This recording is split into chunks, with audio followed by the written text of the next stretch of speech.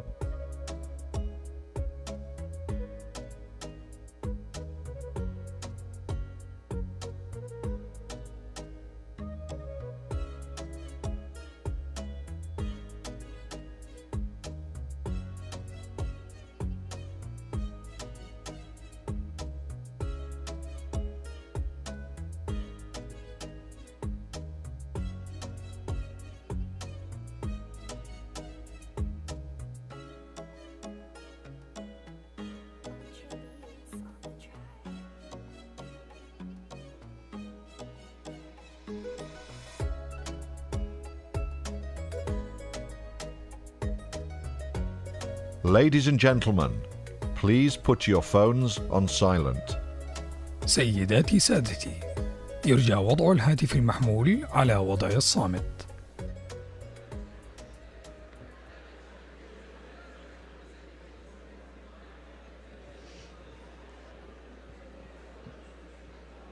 Assalamu alaikum, and good morning and afternoon. Welcome to WEP Day 9. Today we have an exciting Fireside keynote. But before that, I'll bring to your attention an announcement that you might have already gotten on your phone. Tomorrow's session will start at 5:30 and will officially end at 7:45, so make sure to stay that whole time.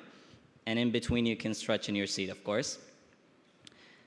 Other than that, today's Fireside keynote is titled Space Age Archaeology and will be moderated by Dr. Matt Thibault. He is a postdoctoral research fellow working in Global Change Ecology Lab with Professor Maggie Johnson, where he studied coral reef, fish, and community ecology. He came to KAUST after finishing his degree at Wake Forest University. Matt has been a longtime resident of KAUST. In fact, he finished his master's degree and PhD here, where he says he's gotten to enjoy the diverse community and the environment that KAUST has to offer. With that, help me welcome Dr. Matt Thibault.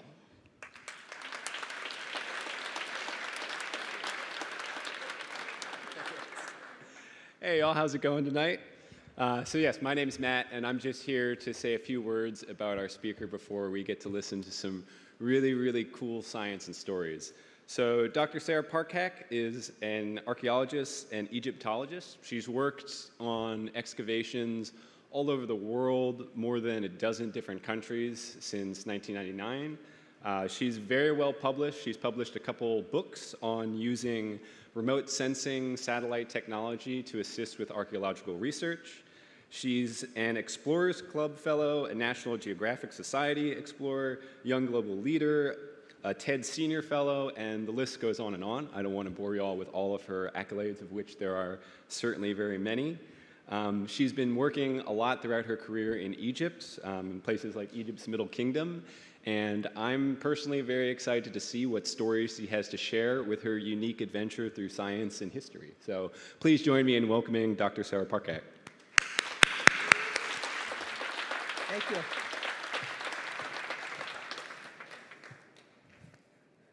Thank you all very much. Today, I want to share with you what I hope will be a tale of wonder and inspiration. You know, given the world today, we're facing so many challenges: climate change, political instability. There's a lot when we get up in the morning that we think we should be afraid of. But for me, our human history, our shared human culture, gives us so much to look forward to. And using new technologies like satellite imagery, laser mapping, and machine learning, all of those things help us to better form questions about the past that give us insights into how we can survive today. I wanted to start this talk by sharing the place with you where I feel the most wonder. Even after working in Egypt for 25 years, I stare at the pyramids, knowing full well how they were built and the system that supported them, and yet I still feel inspired. Part of my voice, part of a voice in my head still makes me ask, how could they do this? Over 1 million stones, hundreds of feet tall, and it just inspires us. It gives us a better sense of where we are in the world. When Howard Carter discovered the tomb of Tutankhamun with his Egyptian team back in 1922, when he stared in for the first time with looking deep in and seeing the reflection of gold, and he was asked, "What did you see?" And he said, "I see wonderful things." And to me, that's what archaeology is. It's about understanding all of these amazing stories about us and where we've come from. My own story is rooted in the past. So my specialization is using satellite imagery to map ancient landscapes. And I took my first satellite remote sensing course as an undergraduate because of the gentleman you see here, my grandfather, Harold Young. He was a forestry professor at the University of Maine in Orono, and he was one of the pioneers of using aerial photographs to map forests in the 1950s and 1960s. That is a photo of me looking not very happy with my younger brother a very long time ago. And this is a picture of my grandfather working in the 1960s at the University of Maine, and he's using a stereoscope, which was their advanced technology at the time for looking at 3D images of aerial photographs overlapping. So he's the reason I took my course, so it's very much in my blood why I do what I do, and that, of course, inspired my whole career. I've been very lucky to apply satellite images to work in Egypt, so I want to give you a couple examples of my work. So satellite images can be used to map not only entire archaeological sites, but specific features on archaeological sites. Archaeologists have used these images all over the world to not only just look at sites that are very well known, but to find thousands upon thousands of previously unknown sites. So this is an image of Tanis. So looking at different parts of the light spectrum allows us to see subtle differences in the soil and the sand and the vegetation overlaying archaeological features.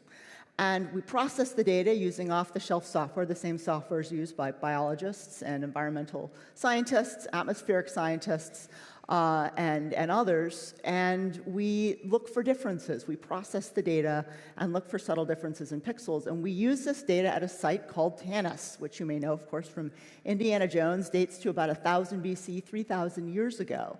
And the entire city of Tanis had never before been mapped. And so this is an unprocessed satellite image. The large rectilinear feature you see is a temple. So this is pre-processing and post-processing. You can see the outline of the city. We see administrative buildings, we see potential palaces. We get a real sense of what's under the ground, and that, of course, can be used to help direct excavations. And that is an even closer up image, even more processed. So this is the kind of information we use to direct archaeological excavations, to make better use of our time in the field and to understand better what ancient cities looked like. Colleagues of mine, I'm certainly not the only person that does this work. There are hundreds of people around the world who are specialists in landscape archaeology. So my dear friend Damien Evans, who had worked for many, many years at the site of Angkor Wat, he used laser mapping. So he was able to process data and look beneath dense vegetation to reveal the size and the scale of temples and the landscape of Angkor Wat dating to over 1,000 years ago. My colleagues at Tulane University, Francesco Estrada Belli, and others have used LiDAR laser mapping to find, and I'm not kidding, tens of thousands of previously undiscovered Maya sites around Tikal and the Maya Biosphere Reserve in Guatemala, just outlines of whole cities and revealing the scale and extent of the Maya civilization in ways we never thought possible. I wanted to give you some great examples of the amazing work that's going on in the kingdom. Colleagues of mine have used new and old satellite data sets to find previously unknown Roman sites along the northwest border of Saudi Arabia. So there's amazing things to be found here.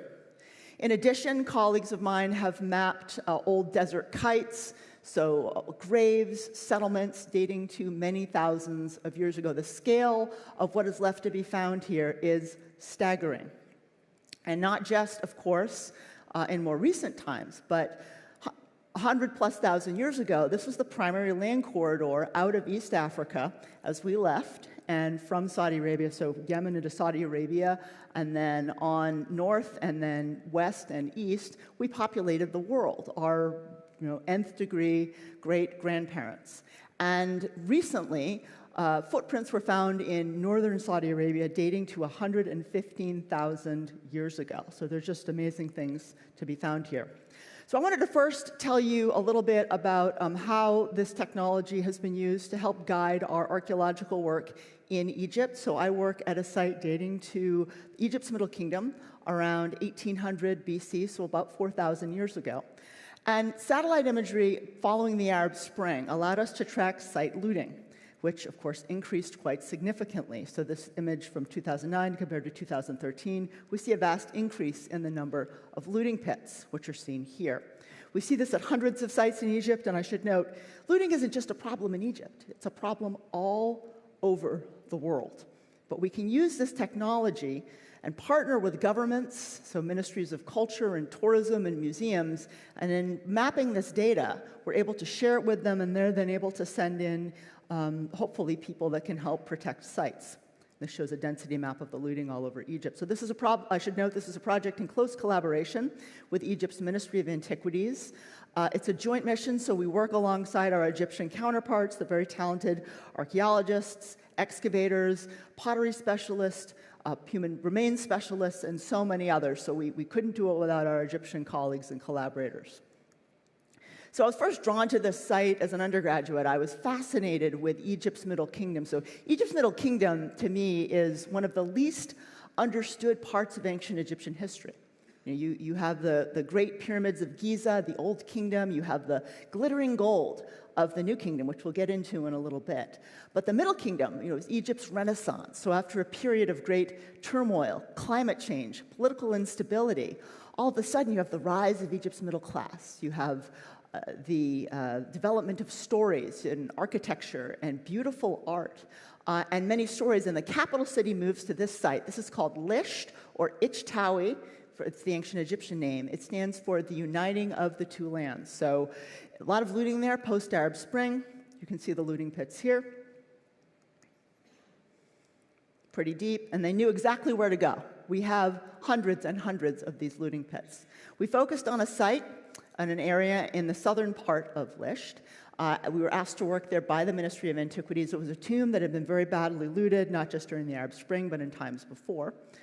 It's a classic T-shaped tomb. So one of the reasons we know the Middle Kingdom was this Renaissance period is that prior to the Middle Kingdom, only the king's closest confidants, his sons, his daughters, the very wealthy of Egypt got tombs, or elite tombs. But in the Middle Kingdom, power flowed to the provinces. And so many administrators started building tombs. So we know there was a middle class because in the Middle Kingdom we have hundreds and hundreds of these tombs, which we find at Lisht. We had no idea who this person was. We knew it was a tomb, we knew it had been badly looted, and about a week and a half into the season, we found this inscription to my right, your left, and it says Intef. Intef is a common name in the Middle Kingdom. It's sort of like being called John or Muhammad. But we knew this individual had never before been found because we ultimately found the names of his mother and his sons. So we were able to figure out that this person had never been known before. I want you to look at the image, though, over here. This is the quality of the art in the Middle Kingdom. It's exquisite. The colors look like they were painted yesterday. Here we have an image that gives his title, so we knew that he was the overseer of the army, in charge of the treasury, under the king, Senwosret I. So the two kings, Amenemhet I and Senwosret I, founded Ichtawi in about 1800 BC. So Amenemhet was the dad, Senwosret was the son, and he worked for King Senwosret, and the pyramid of Senwosret is just a few hundred meters away from this tomb.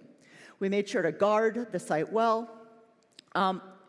We don't just do satellite mapping, of course. We apply lots of different technologies when we are mapping sites on the ground. So we do a lot of 3D laser mapping, 3D mapping generally. We take thousands of points, and what we do is we input them into a geographic information system, and so then we create 3D reconstructions of the site, and we can input where we find all the objects and the artifacts. So this is really where we are in archaeology today. It's not the old days of lots of sifting through dirt, picking out small objects, although that's a really important part of what we do. We then incorporate the data. We look at the layers. We look at the relationships of all the things we find to one another. And that's a 3D reconstruction of the tomb in process of excavation. Quite large in size. It originally, by the way, would have had a roof on it. It would have had columns in the main hall of the tomb. Over time, because of earthquakes, a lot of parts of the tomb have been fallen down and have been quarried away. This was in the 2016 season, so we excavated the entrance. This is a field school program that we did at the request of the Ministry of Antiquities, training lots of very interested young Egyptian archaeologists in excavation and survey and mapping. That's a core part of what we do. We then went back in 2017 to do more large-scale excavation. You can just see, to me this is really interesting, the ancient cemetery of Lisht, which has the pyramids of Senwosret I and Amenemhet I, along with the tens of thousands of other people who would have lived and then, of course, died at the capital city, abuts a modern cemetery. So you get this real sense of old and new, and really you get a feel for just how little has changed. Again, lots of mapping. That's really what it looks like post-excavation. As we excavated the main part of the hall, at one point we removed a large stone, and you can see our wonderful Egyptian work crew there. The hole with the grate over it is actually the tomb of Intef himself. And these tombs were just rabbit warrens. It's not just for the tomb owner. It's for their wives. It's for their children. It's for their cousins and grandchildren and so on. There's an amazing reuse of tombs over time. So we have a lot of work to do. We have a lot of conservation work to do. Stay tuned. We're hoping to go back in the next year and continue our research. But that's a sort of a shot looking up from the mud brick. And I wanted to give you some pictures of some of the objects and artifacts that we found, just to show you how amazing they are. This is an image of Intef as a young man. So because of collapse over time, the reliefs from the tomb had fallen down in situ, and as we picked them up, we were the first people in thousands of years to look at these objects. They're collected very carefully. They're then sent off for conservation, and hopefully over time will be used to reconstruct the tomb. This is an image of an offering scene, so fruit, vegetables, an image of a bee, very bright colors. We found a number of intact pots as we were excavating. And we do face a lot of challenges in the field, so about 5 meters down in one of the tomb shafts, we encountered water. It can be very dangerous. It can come in very quickly. The water table in Egypt at times can be high, and of course, we have to stop excavation. When we go back in future, we'll bring in a water pump. This is a little offering vessel that was left at the tomb by someone, probably a relative, who knows. But we found it in situ, and you try to imagine, who are these people? What were they like? Why are they leaving these things here? When we excavate in Egypt, it's not just about discovering cool things. It's about recreating the stories of the people who lived there, about understanding history. Also, it's about conserving the tombs and the temples and the pyramids that we excavate for tourism and for future generations. So we worked with local artisans, and we were able to help with reconstructing the tomb. We put a lot of mud bricks in place. This is one of our workmen, Ali, and he posed for this picture. He's like National Geographic. So that's a great picture. We also did pretty extensive work using satellite imagery, as you saw on one of the first slides, for mapping looting pits. And we did lots of 3D mapping, and we were able to, with the help of Reda Esmed, our Arfi, and our Egyptian colleague Mohammed, we were able to map out all of these tombs. There were hundreds of them. We were able to map out tomb typologies, figure out, some were rock cut, some were made of mud brick, to really get a sense of what the mortuary landscape looked like. And we were able to map over 800 over the course of the season. I wanted to share something new and exciting with all of you today here at KAUST. And so the next segment of my lecture has never before been presented publicly. So we, at the request of the Ministry of Antiquities, starting in 2001, we were invited to participate in a 3D statue reconstruction project. So what I wanted to speak about with you today, it's not just about satellite imagery, it's about using the full range of technologies we have at our disposal to be able to bring these ancient sites and places back to life. This is a project that took place in Luxor, ancient Thebes. This site, even today, it's like an archaeological Disneyland. There are amazing temples, amazing tombs, and it was a sparkling jewel in the crown of ancient Egypt from the New Kingdom, about 1500 BC. The kings were amazingly wealthy. Of course, they had their tombs in the Valley of the Kings. And the city lay on the east bank, surrounding Karnak Temple and Luxor Temple. The Nile was a lot closer to those temples in antiquity, so that's a reconstruction of what it would have looked like during those times. And Thebes was known as the place of creation. It was the center of the universe. It was their holy place. People would go on pilgrimage there. Or one of their holy places, Abydos was the other one. And as the Nile shifted and moved over time, they constructed temples in relationship to it, and in order to enact ceremonies to make sure that the Nile flooded each year. Karnak Temple has a long and rich history of development. Some of you perhaps may have been there, and you're seeing thousands of years of temple development and evolution. The evolution starts during the Middle Kingdom, so around the time of the start of Iqtawi. So the first Middle Kingdom complex at Karnak dates to about 2000 BC. And the temple became dedicated to was dedicated to the royal family's god, Amun-Ra, or the main temple was, and it grew massively. There were, over time, hundreds, if not thousands, of temple employees, amazing ceremonies, events, multiple times a year, and the complex was quite large. So over time, lots of different pylons, gates, sections were added of the temple from circa 1350 BC to 316 BC. And during the Roman period, as it looks today, that's where development ended. What does it mean?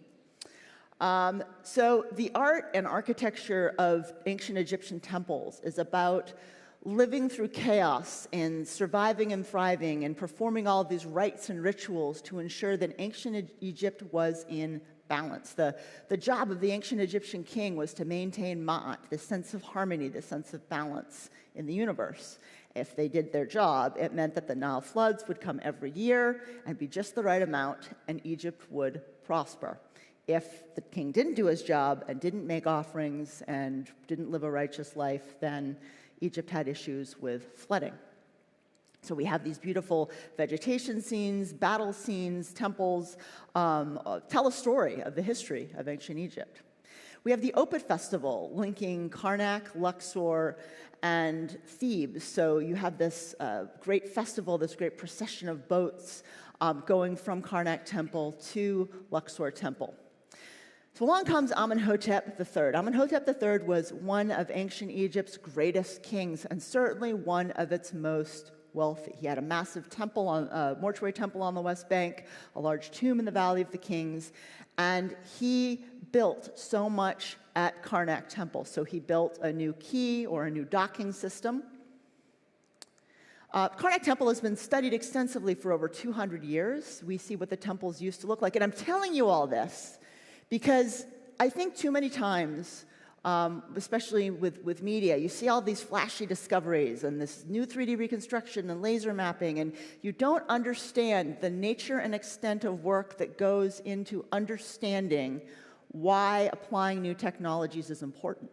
So I'm trying to give you some context in terms of all the work that goes into making a new discovery. And also I want to emphasize to you that we in archaeology, Egyptology specifically, stand on over 200 years of work. Discovery might be great, but it only exists because of the amazing work that our colleagues and the colleagues that came before us did. So this is what Karnak Temple used to look like, and so much of ancient Egypt used to look like. And in fact, it's what so many archaeological sites around the world look like prior to reconstruction. There's been a tremendous effort in terms of bringing sites back to life. And to me, too, this is one of the reasons why applying new technologies is so important, not just, of course, for reconstructing temples that are in ruins today, but sites that are impacted by climate change, by war, by development. There's so much we can do to bring these sites back, even when they have largely been destroyed. We can do this through some of the technologies that I'm going to be talking about with you today: 3D mapping, photogrammetry, machine learning. Now, we see this gate, which becomes important. So this is almost 170 years ago. Again, you get a sense that the temple used to be largely ruined. This is the main hypostyle hall, so there's this beautiful, almost like a forest of columns that you walk through in the heart of Karnak Temple today. So we were asked by the ministry to go and help reconstruct a colossal statue of Amenhotep III. He had many colossal statues, or colossi. This was the biggest. In fact, this was one of ancient Egypt's biggest statues. It stood over 21 meters tall as the Colossi of Memnon on the West Bank. It would have stood outside the 10th pylon or gate at Karnak, almost reaching to the top. And today we have the foot, the pedestal, and hundreds of pieces. So how do you put a puzzle back together? Think of the most complicated Lego set that you ever put together, and then throw away 80% of the pieces. And that's what we had. How do you put this back together? This is showing you what the pylon used to look like, reconstructed, prior to restoration. Old pictures of the foot. So we're trying to put together this database. What did it look like? Can we glean any information from what came before? Again, lots of fragments. We have bits of his waist. We have bits of his foot.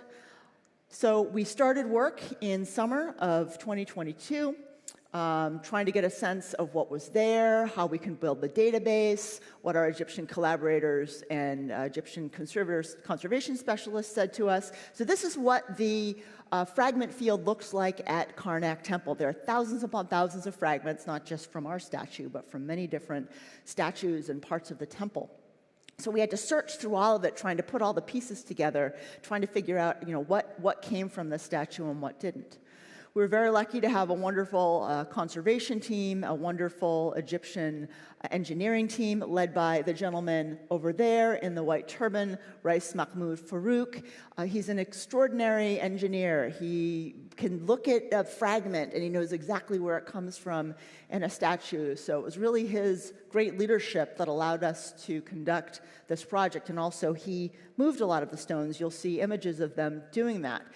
He and his colleagues stand on the shoulders of their ancient Egyptian ancestors, because when you ask yourself, how did the ancient Egyptians build the pyramids? How did they build these temples? Well, Rais Mahmoud and his colleagues used the same technologies and same techniques that the ancient Egyptians used.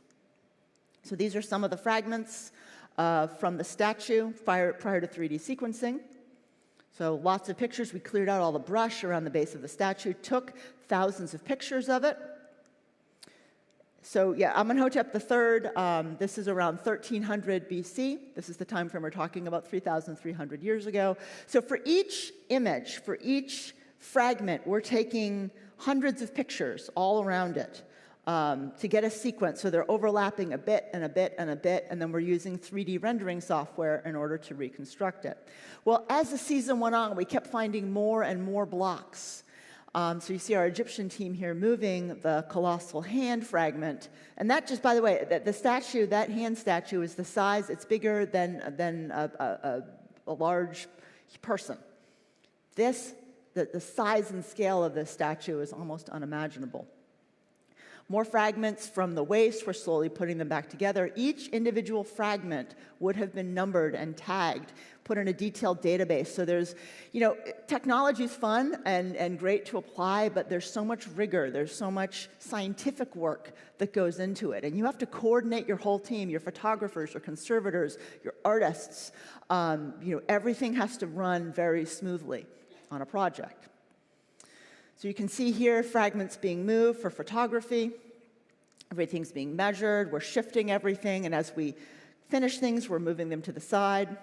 So post-season, so this just gives you a sense of the process that we're using, hundreds of pictures around each individual fragment. And again, showing you where it would have been. So what our hope is eventually, because it's taken us a long time to process the data, in collaboration with Google and Google Arts and Culture, we're going to be looking at a number of known statues that are complete, much smaller, of Amenhotep III, and use that to do 3D renderings of what the entire statue could have looked like, and then put it in augmented reality for visitors to Karnak Temple to see. So, unfortunately, less than 15% of the statue was left. This happens sometimes. So we absolutely cannot reconstruct it in real life. UNESCO conventions global standards are a minimum of 50 to 60% of a statue. So we don't have enough to reconstruct it. We have bits of arm, bits of leg, bits of torso, some things from the body, but we can do it virtually. So the statues that exist on the West Bank are between 12 and 13 meters tall. So this just shows you the difference in height of that statue. And the 12 to 13 meter tall statues already are incredibly impressive.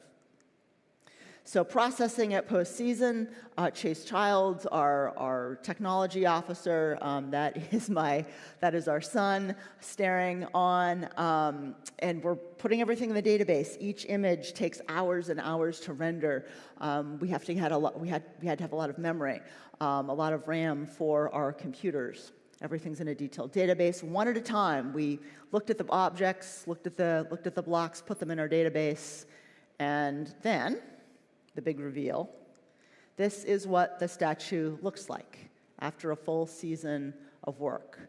So it may not look like much, but this gives you the story of what we do in archaeology every day around the world to try to bring these sites and places back to life. So 3D photogrammetry and eventually machine learning will help us to fully reconstruct what this statue looked like.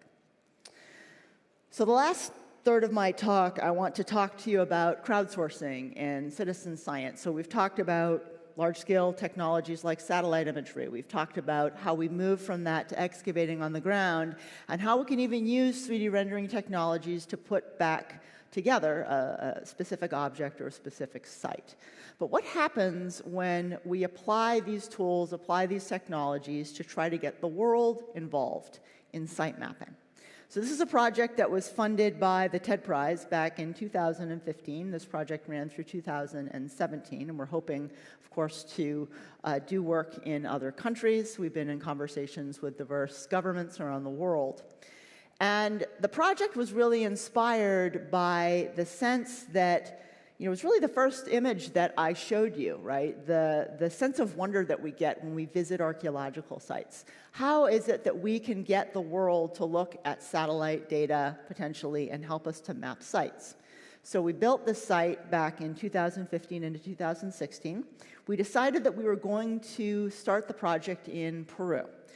We had close collaborations with Peru's Ministry of Culture. They were already applying diverse satellite data sets, drone data sets, so we knew they were very interested in satellite mapping. And more importantly, for the type of satellite imagery that we had, Peru, some of you have been perhaps, it's mostly open, right? There's not a lot of dense vegetation covering it. So lots of things going for Peru. We decided to work there. So we built the platform. And we also were able to collaborate and work with not just local archaeologists, but women who were employed next to archaeological sites. We built partnerships with local organizations, local entities. So how is it that you can engage the world in satellite mapping? How is it that you can teach people who may have no experience or limited experience with looking at satellite images, right? It seems pretty daunting. Well, I knew almost nothing about design, UX, UI, so user experience, user interface.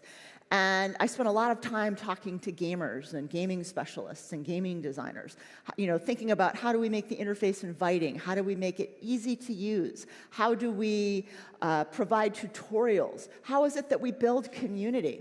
Because for me, the best part of my archaeological work is the people. It's the people living today. It's great to find things. It's great to publish. But it's about building the community. It's about mentoring young scholars. It's about having fun on a dig and laughing and enjoying one another's company. And I thought, can we recreate that sense of community and that sense of joy when we invite people in to help us with our archaeological work? So what we did is we built a game. So for every X number of satellite images that you would examine as part of this platform called Global Explore, you would go up in rank. So Wayfinder to Pathfinder to Trailblazer. Of course, the top rank was Space Archaeologist. And along the way, I can hear yourself thinking, well, I've got two main questions, and they're the two main questions I usually get. The first is, how do you know that what people are looking at is real, right? Because these people aren't experts. They're not specialists. What if you have malicious actors who are trying to find things that aren't real? Well, people just didn't look at one satellite image and vote yes or no. What would happen is we would have a minimum of 8 people looking at each individual satellite image, and at least 6 out of the 8, so 75% of the viewers, had to have consensus. Now, for some images, we had hundreds of people looking at it. Is there something? Isn't there something? But to us, it was like a filter for removing potential bad actors. And I don't really know that we would have any bad actors. Typically, you don't have people giving their time for something like this if they're not, wanting to be engaged. So it showed, you go through different levels. So you'd start off mapping looting, and then site encroachment for development, and finally you'd get into discovery. Of course, lots of looting in Peru. It looks like looting of archaeological sites in Egypt. There were lots of videos, lots of tutorials, lots of how-tos. There was a sandbox that you'd enter, and you'd look at images and learn what was a site, what was a looting pit, and so on. So the other question I get asked a lot is, well, okay, so you're providing satellite images. I should note, this is in close partnership with National Geographic, Google Arts and Culture, and now Maxar Technologies, who provided the satellite imagery. But I can hear yourself asking, well, aren't you providing a roadmap to sites that could potentially be looted? You're showing them exactly where to go. However, look at the satellite image. First of all, there's no location data. The only geolocation data that we had for each satellite image was securely in our lab, which had multiple sort of authentication and access parameters. And we would, of course, share that data with Peru's Ministry of Culture, but the users, all they knew is that there was this 200 by 200 meter satellite image somewhere in Peru over a vast area. I got a question once from an audience member that said, well, what if someone hacked your site and did reverse image engineer search and figured out and wrote code and was able to overlay the image in Google Earth and figured out where it was? Don't you think you should be worried? I said, worried? Like Google wants to hire them. They're a genius. If someone can code like that, I don't think they're going to be a looter. But we did take precautions. We take this very, very seriously. Only subject matter experts and collaborators had access to the satellite data. So this is really what it looked like. You'd look at a satellite image. This is about what we zoom in to see when we do our remote sensing research. So you're determining, is there looting? Isn't there looting? Yes or no? And for the actual satellite imagery, you're determining, is there something there or isn't there something there? And of course, there can be lots of ambiguous things that the users can find. And this is why we had the voting system. And to me, one of the many reasons we started the project in Peru is that Peru has this extraordinary range of diverse cultures, the Inca, the Moche, the Chimu, and so on. And people were able to find archaeological sites of all types. So this is an Inca period hill fort that was found as part of the Global Explorer project. So what would happen is the users would look at all the imagery. Over time, it would get filtered to us as they voted on it. We would vet the imagery. We would then take the sites that were found, we divvy them up into categories based on their size. Major sites, medium sites, small sites. And in close collaboration with the Ministry of Culture, especially with the large sites, we would send them information, and they would then say, yes, that's known, or no, we don't have that information in our database. National Geographic provided a number of videos. So in total, we had over 80,000 people from all over the world who looked at 14 million satellite images. They found almost 30,000, we're very careful about this, what we determined to be anthropogenic features, so man-made structures, person-made structures, most of which were ancient. And over 700 previously unknown major archaeological sites across Peru, confirmed by experts in the archaeology of Peru. Just to give you a map of where our users came from, it was amazing. We had users from Syria, we had users from all over the world, in some war-torn countries. We were thinking, like, how could they get online? And yet they did. And to me, you know, going back to my comment about community, we would have regular Reddit hangs or online hangs, and I was very nervous when we had our first one, thinking, we are going on the internet, and we are inviting our users in, but of course we had to make the invitation public. There were no codes. We're just inviting in 50 people, 50 random people from around the world, and we're going to talk about archaeology. What do we do if people start saying things or inappropriate? And I have to tell you, I've never been so happy to be completely wrong. People were excited, they were engaged, they started vibing with each other and talking to each other and geeking out and sharing references. It was magical, right? We had created the community that we wanted to create. And we did this several times, and every time it was fantastic. So I know today, especially with all the issues on the internet, it can be disheartening. Right? It seems like we want to tear each other to pieces. But we can create these beautiful experiences and pull people in from diverse backgrounds, so different countries, faiths, and so on, and unite them around a shared purpose of discovering our shared human heritage. And magic can happen, right? There are ways that we can bring people together. This is one of my favorite discoveries as part of this project. So working in collaboration with Professor Luis Jaime Castillos, of the Catholic University of Lima, we were able to, alongside the crowdsourcing, help them discover previously unknown Nazca lines. And Professor Luis Jaime, he is an expert in the flight of drones. So he does drone mapping to do 3D site reconstruction.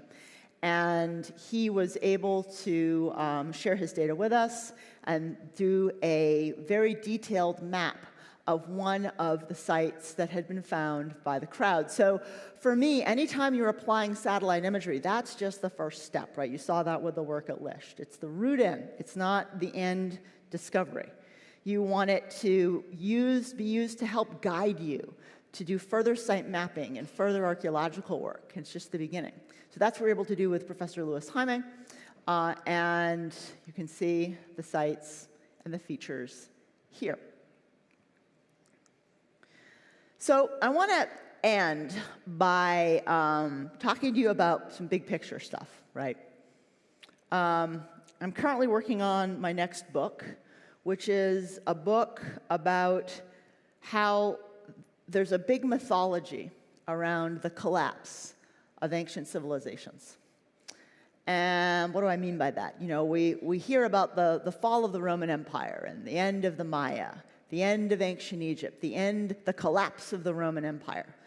And there's so much talk today around the collapse of human civilization. The end is nigh, with climate change, with war, with so many of the horrible things going on in our world today. We're all scared. And rightly so, I think, right? There's a lot to worry about. We're all impacted by climate change and all of these issues and problems that are going on. But there's another story. Because what archaeology shows us, and what I'm writing about in my book, is that when ancient Egypt ended, right? What was the end of ancient Egypt? Was it the Syrians? Was it the Persians? Was it the Ptolemies? Well, no, Egypt thrived under the Ptolemies. Was it the Romans? Was it the Christians? Was it what was it? Well, ancient Egypt seems to go on, and the same with Maya. The Maya Empire. And in fact, when you start looking at all of these cultures, the elites, the systems that support the wealthy, cease to function. But the people, the culture, the language, the music, they persist. And the Maya aren't gone. The Maya didn't collapse. There's still millions of Maya living in Central America today. They have an extraordinarily rich, vibrant culture. So the opposite is true. We survive. Our cultures last. We persist. And by studying all of these ancient places, by studying what happened when there were all of these major changes with politics, with climate change, with war, with disease, all the things we're seeing today happened in antiquity. To some extent, the same size and scale, at least locally. Right? Now, of course, we're global, we're interconnected. But for me, this is the core reason why archaeology is so important. It should give us hope. You know, yes, we're seeing the remnants of these ancient cultures, and yet the people living around them, more often than not, are the relatives, the ancestors, the still living people of the people that lived thousands of years ago. And when you study these tales of resilience and adaptation and cooperation and equality and creativity and tradition, so many of these themes, and we understand how interconnected we are, and we understand how we are today is so deeply rooted in the ways we've been for hundreds of thousands of years. We're going to make it. Maybe not in the way we think, but we're going to make it. And just by saying those words, we need to hear these messages of hope. We need to hear these stories of survival. And this is why applying new technologies like satellite imagery, laser mapping, photogrammetry, and machine learning are so important, because they allow us to work at a scale and at a rate in the face of course, so many of these challenges that allows us to ask bigger and better questions and look at bigger data sets. You know, I'm certainly not the only one doing this. So many of my colleagues, both here in the kingdom and around the world, are doing extraordinary work. You're reading about new discoveries every day. So the next time that you pick up the newspaper or in social media, you see yet another newspaper person or tech person, you know, saying we're all going to die, we have to go to Mars. The reality is we've been around for hundreds of thousands of years, and in hundreds of thousands of years, we'll still be here. So I want you to think about places like the pyramids, you know, places that have lasted the test of time, that are true testaments to our extraordinary capacity and our ability to create amazing things. And I hope that these new technologies perhaps have inspired in you a new sense of wonder and give you some hope for all that we've done and all that we can be. Thank you very much.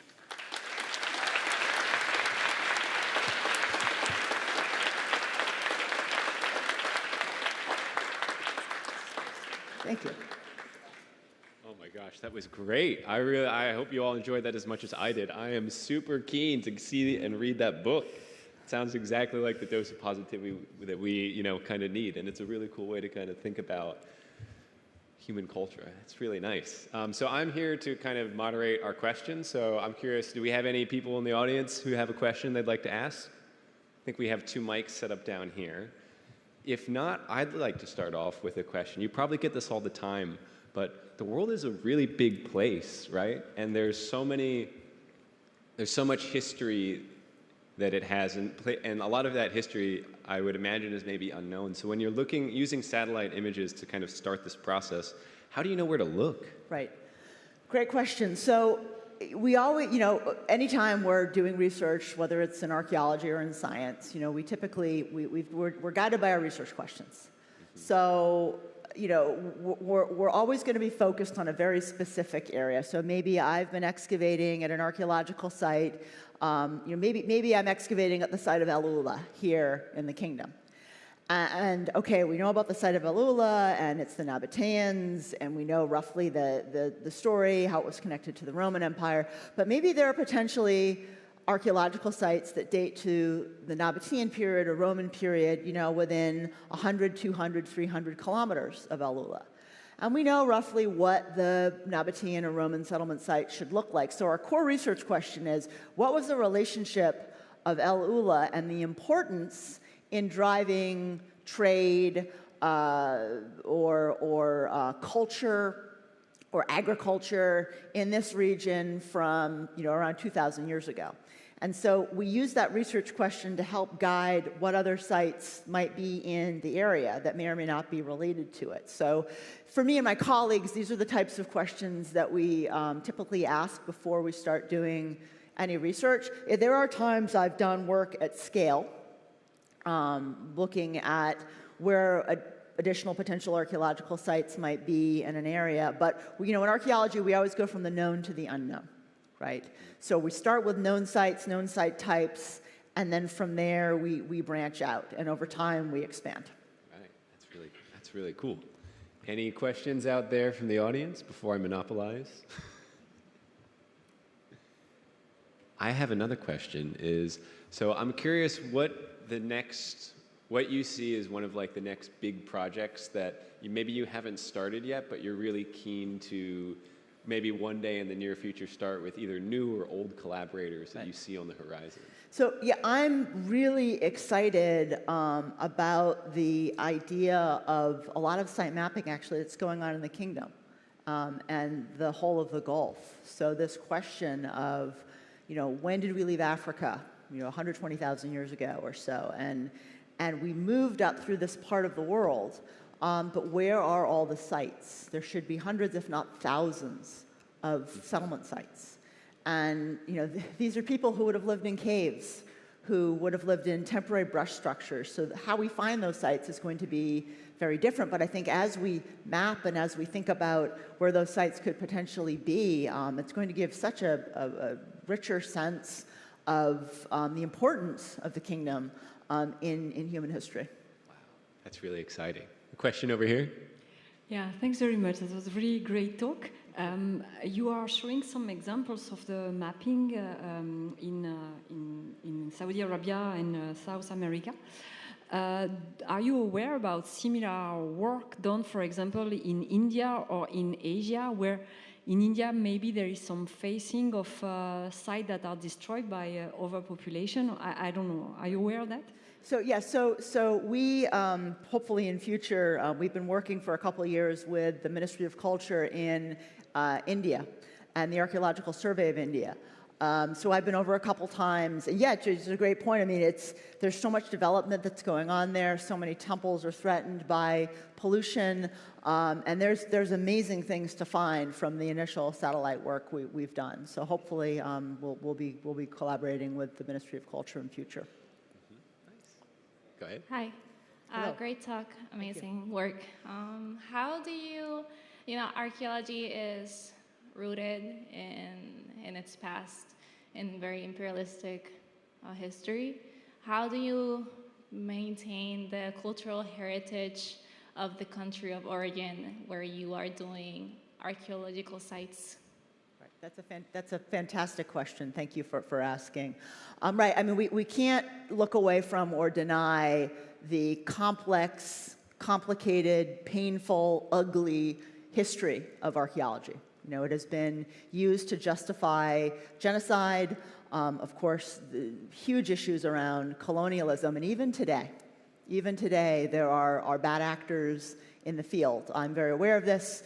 First of all, I'm in constant dialogue with my colleagues and collaborators. I feel like with a younger generation, there's so much more of a sense of responsibility.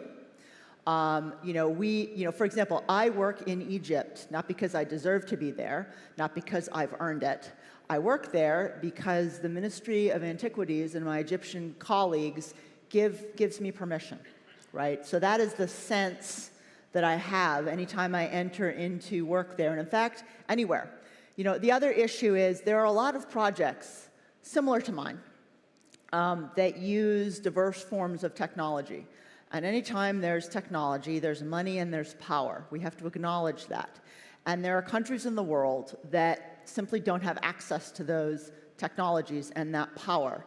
And as we all know from UNESCO, right, there's a lot of soft power in heritage. So we're aware of this 360-degree view around what archaeology is, because archaeology can make you well known. It has made people, big names in the field in the past. So when I enter into dialogue with countries, with governments, with ministers, I'm very, very aware of the power that I have. So what I try to do, now obviously, if it's a country I haven't worked in before, I'll talk to colleagues and collaborators, but I don't ever go into a country saying, this is what I am going to do. You have no choice. I say, here, similar to my talk today, here's all the places I've worked before, we've worked before. Here are the types of things our collaborators have asked of us, mapping sites, site risk map assessment, site database training, capacity building, workshops. Here are 20 things that we could offer you.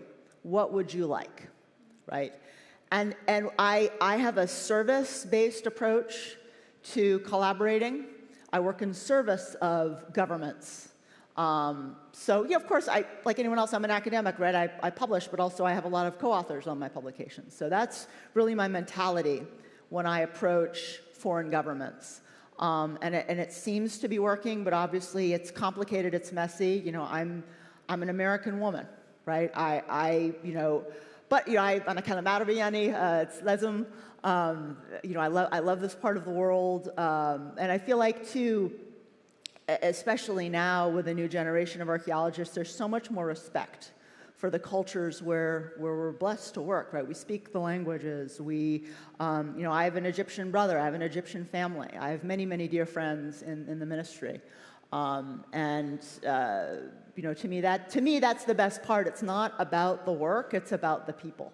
So I try to preach that when I give these lectures, and especially with my students. So it's complicated. We're never going to figure it. I don't think we're ever going to get over the hurdle of colonialism, right? Because it's such a specter. But I feel like this mentality can help. Thank you. Thank you. That's great. Keeping people in the equation is awesome.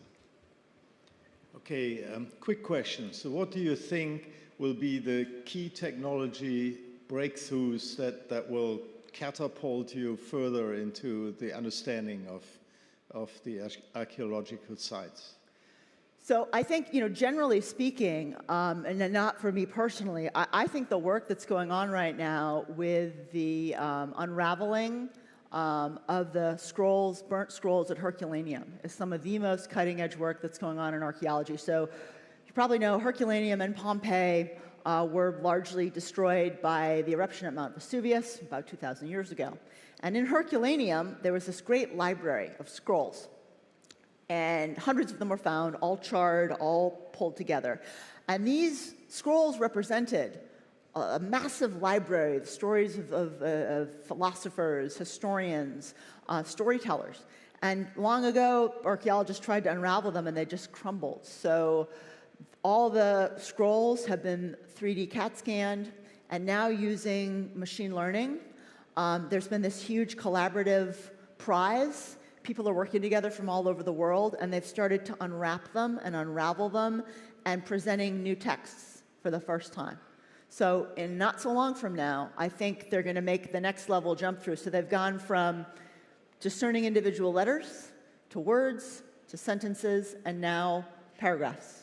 We're about to leapfrog ahead into entire scrolls being unraveled like that, and obviously then they've got to translate them. So I'm most excited about that level of application. I have lots of opinions about generative AI, but specifically for machine learning, large language models, it's extraordinary, the work that's being done. Wow, that sounds absolutely incredible. We have one more question over here. Yeah. Thanks for the wonderful talks, and I have very short questions. As you have ever taught before, you're using the satellite image to sensing all kind of, such as architecture blocks or agriculture or any kind of things up, all based on the morphology. That means you want to see, okay, there was some kind of blocks match what we want to observe. But what I want to ask is that all of the satellite sensing are based on mid-IR technology or not? Yep. Or based on absorption of the laser has hit on the blocks. But I want to ask whether there are some threshold in all kinds of sensing technologies because we also have some like Raman or the other Borneo or the other settling techniques, whether to probe all the chemical constitutions or chemical compounds could be the next level of the sensing technology, and to help you to matching different pieces or the findings to a big block. Right. Yeah, that is my short question. That's a great question. So I didn't have time today to talk about the diverse range of satellite data sets and also what's happening in terms of development. So you're right. So, we use optical data. We're using, near and to middle infrared. But to me, I think one of the most powerful tools we have that's going to develop more in the future is hyperspectral cameras.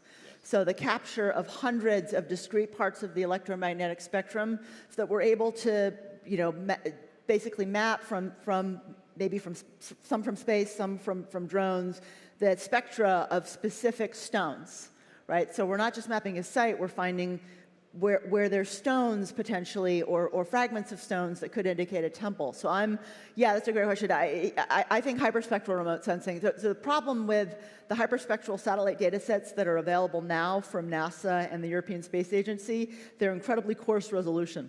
So they have a resolution of 30 meters per pixel. But there's some new mid-IR into thermal IR satellite data sets that have pixel resolution of between 5 and 8 meters, and they've just been launched in the last year. So I'm hoping to get some of those satellite images as part of some of the projects I'm working on to test it. But also I've done a hyperspectral camera remote sensing in Kenya, looking for fossil deposition sites in a project that collaborated with the Leakey family. And we found areas based on rock types where they'd found fossils. We found other locations where there could potentially be fossils. So yeah, I think hyperspectral is a fantastic tool and something that's going to end up being really useful for the work I'm doing. Great question. Thank you. Yes, thank you. Thank you very much. All right. Well, everybody, please join me in another round of applause for very engaging and excellent talk. Thank you very much. And I have a small gift for our esteemed speaker. Very sweet. Thank you. Thank you. We'll get a picture. Look at that. Thank you. A clock, huh?